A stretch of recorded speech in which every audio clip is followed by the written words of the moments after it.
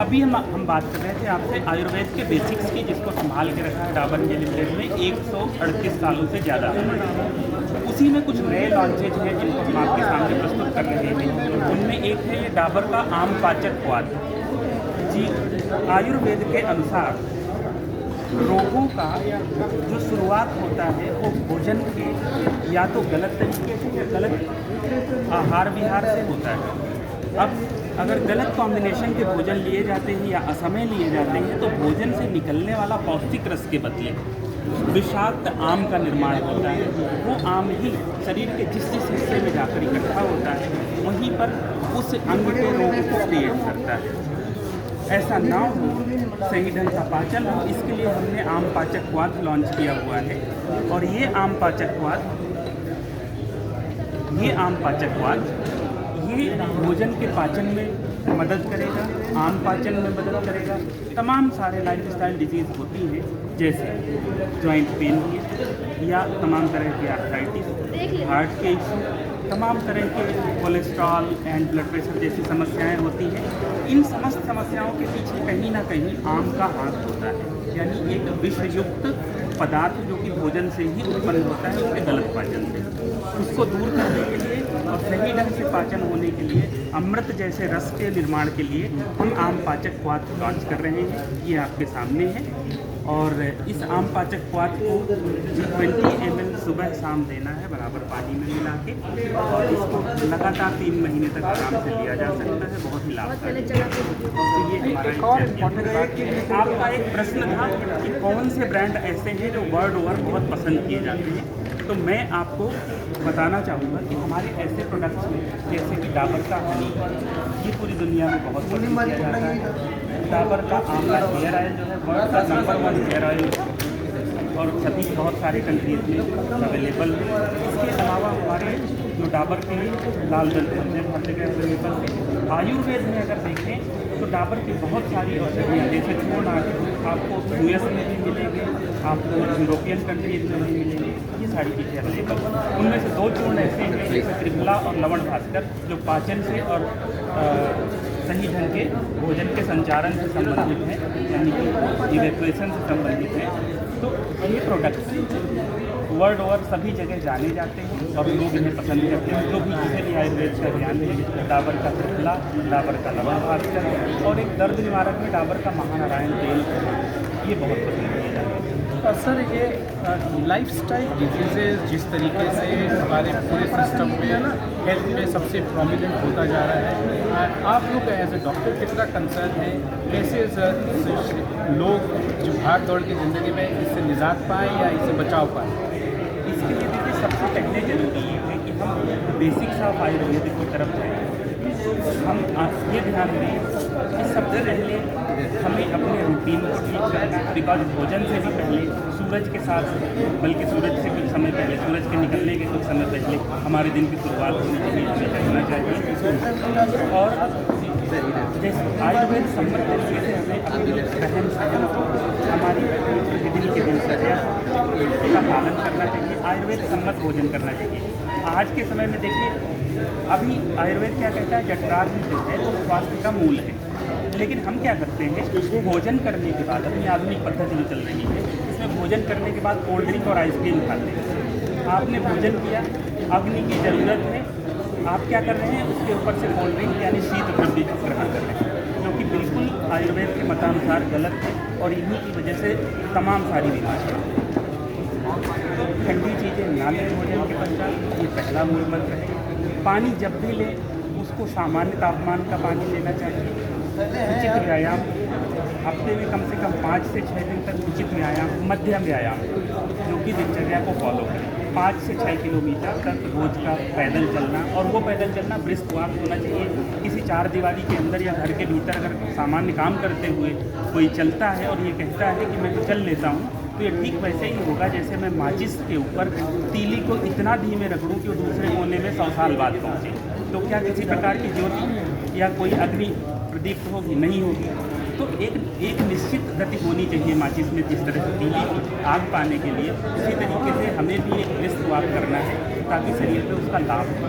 दो बीमारी, लाइफस्टाइल बीमारी बहुत ज़्यादा हो रही है हिंदुस्तान में, आप देख रहे हैं, हार्ट फेलियर और दूसरा जोड़ों का दर्द, घुटने का दर्द। इससे आप क्या एडवाइस देंगे हमारे जो व्यूअर्स हैं?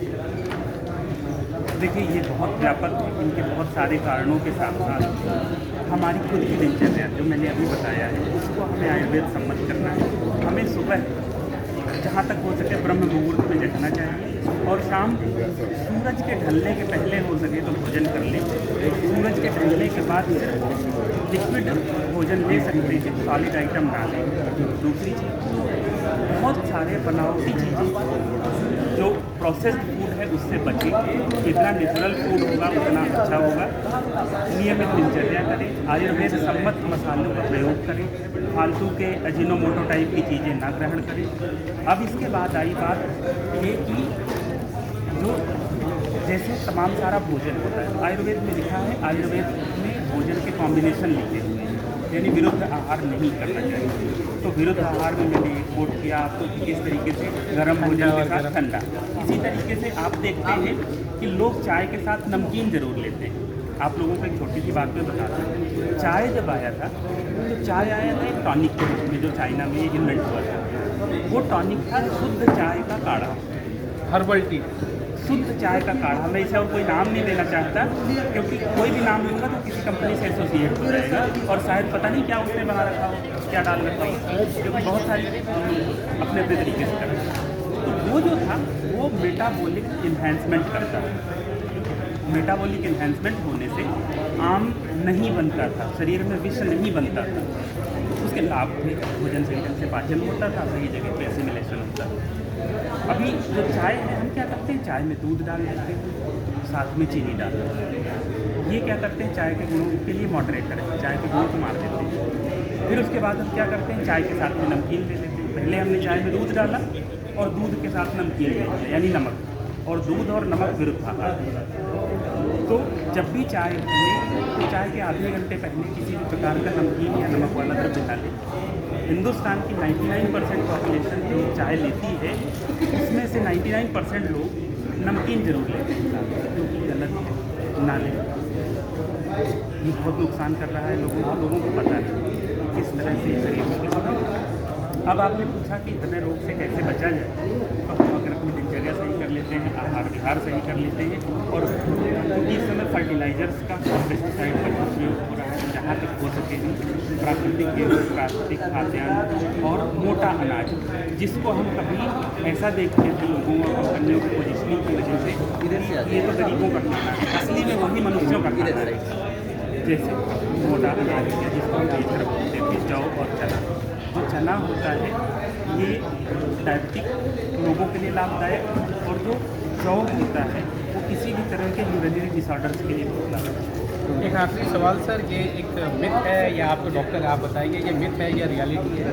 इंडिया में सबसे ज़्यादा मैल न्यूट्रिशन पाई जाती है और ये कहा जाता है मैल न्यूट्रिशन इंडिया था, इसी वजह से उनका इम्यून सिस्टम अच्छा था और इसी वजह से हमारे देश में कोरोना का इफेक्ट उस लेवल पे नहीं हो पाया जो अमेरिका, यूएसए में या वेस्टर्न यूरोप में, इटली में हमने देखा जो कहर देखा।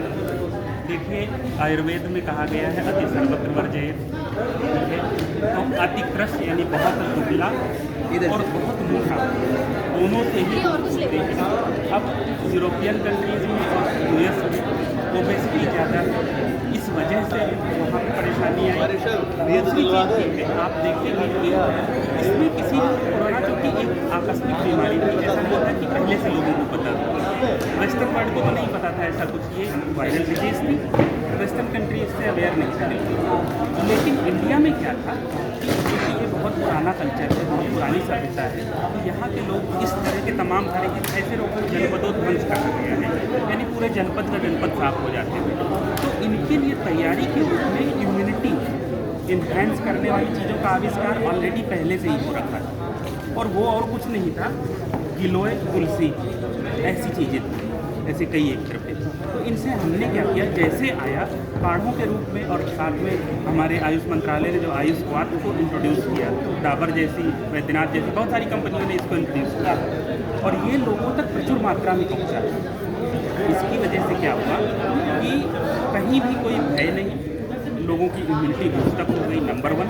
नंबर 2, आज भी हिंदुस्तान आयुर्वेद पे भरोसा करता है और भरोसा आपकी इम्यूनिटी बढ़ाता है। तो औषधि ने इम्यूनिटी बढ़ाया, आपके अपने भरोसे ने इम्यूनिटी बढ़ाया, और बस इसी चीज़ों ने हमारे हिंदुस्तान को बचा लिया। प्लस सरकार का बड़ा सहयोग रहा, स्वास्थ्य मिनिस्टर युवा को बचा लिया।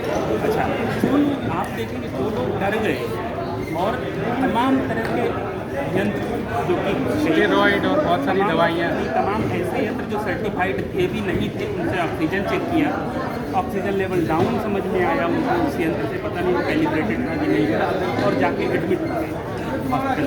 किसके पास? जिनके पास दवा ही नहीं, तो रिजल्ट वही आए जो नहीं आने चाहिए थे, ठीक है। और वेस्टर्न कंट्रीज के पास तो कोई दवा ना थी, उनको आयुर्वेद पे भरोसा करने में भी टाइम लग रहा है, और एलोपैथी के पास दवा नहीं है।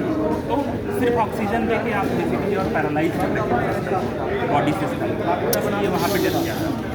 बहुत बहुत धन्यवाद डॉक्टर शुक्ला, आपने बहुत सारे आयाम पे हमारे दर्शकों को ये बताया कि आयुर्वेद क्या महत्व है, आयुर्वेद कोरोना में हिंदुस्तान को कैसे बचाए, और आपकी कंपनी डाबर जो काम कर रही है पूरे देश में, पूरी दुनिया में, जो नाम आयुर्वेदा का और आयुर्वेदा से रिलेटेड जो मेडिसिन है उससे बारे में आपने बताया, और जो एक नया दवाई जो आपने आया, क्योंकि आपकी स्टमक क्लीनिंग, और जो आपने कहा कि जो स्टमक का जो प्रॉब्लम होता है वो major problem, lifestyle problem Hindustan में। बहुत बहुत धन्यवाद डॉक्टर शुक्ला, हमसे बात करने के लिए, विजन टेलीविजन से बात करने। धन्यवाद।